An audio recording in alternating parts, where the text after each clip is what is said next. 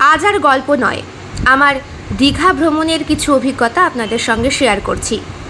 10টা-12 local train ধরে শিয়ালদা পৌঁছাই। আমাদের আড়াইটের কান্ডারি এক্সপ্রেস ছিল।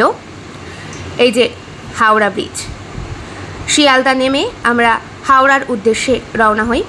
রবীন্দ্র সেতু, এখানে গঙ্গাকে দেখলেই গান মনে পড়ে যায়, ও আমার পতিত পাবনী গঙ্গে, ও মা পতিত পাবনী গঙ্গে। আমার মেয়ে তো বিরাট খুশি। হ্যাঁ, এইটা আমারও প্রথম ট্রিপ কোথাও বাড়ি থেকে আউট অফ স্টেশন রাত কাটানো। আমাদের এসি রিজার্ভেশন কামরা ছিল, তাই ট্রেনের জানালা বন্ধ।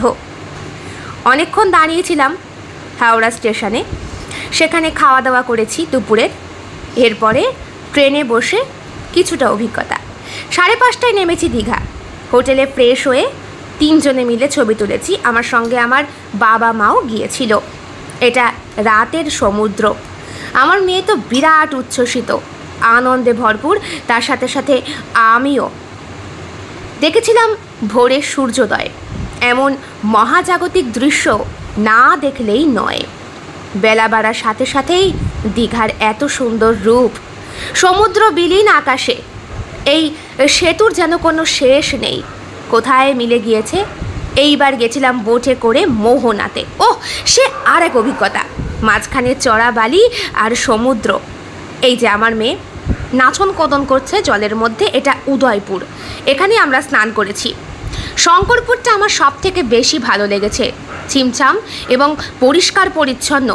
ওল্ড দীঘা জায়গাটা মানুষ পানের পিক ফেলে, চায়ের কাপ ফেলে নোংরা করে ফেলেছে। টোটো করে আমরা গিয়েছিলাম নায়কালী মায়ের মন্দির। শুধু নায়কালী মায়ের মন্দির নয়, আমরা টোটাল জায়গাটা ঘুরেছিলাম টোটো করে। ছিলাম সেখানে আমরা 3 রাত, আর ভালোভাবেই ঘোরাফেরা করেছি। এই যে এখানেও একটা মোহনা। বাবা জায়গাটার নাম কি একটা যেন বলেছিল, আমার ঠিক মনে পড়ছে না। এইখানে নাকি জোয়ারের সময় নৌকাগুলো যায়। পৌঁছে গেলাম ঝাউবন পেরিয়ে, সব পেরিয়ে। এই যে নায়কালী মায়ের মন্দির। জায়গাটা আরও সুন্দর হবে ভবিষ্যতে। তারপর আমরা ফিরেছি। 2 দিন ঘুরেছি। একটা ছবি শেয়ার করা হলো না, আর একদিন করে দেব। এইবার চলে এসেছি আমরা নিউ দীঘাতে। এইখানকার সমুদ্রও কিন্তু বিরাট দুষ্টু, বারবার ঝাঁপিয়ে ঝাঁপিয়ে পড়ছে। মোটামুটি আমাদের দিন দারুণ কেটেছে। ফিরতি পথে সমুদ্রকে বিদায় দিয়ে মন খারাপ করে বাড়ি ফিরতে রেকর্ড করতে খুব একটা ইচ্ছে করছিল না, কিন্তু এই দৃশ্যটাও তো দেখার মতো। এইখানে দারুণ লেগেছে আমাদের। হ্যাঁ, সত্যিই প্রথম ভ্রমণ দারুণ উপভোগ করেছি।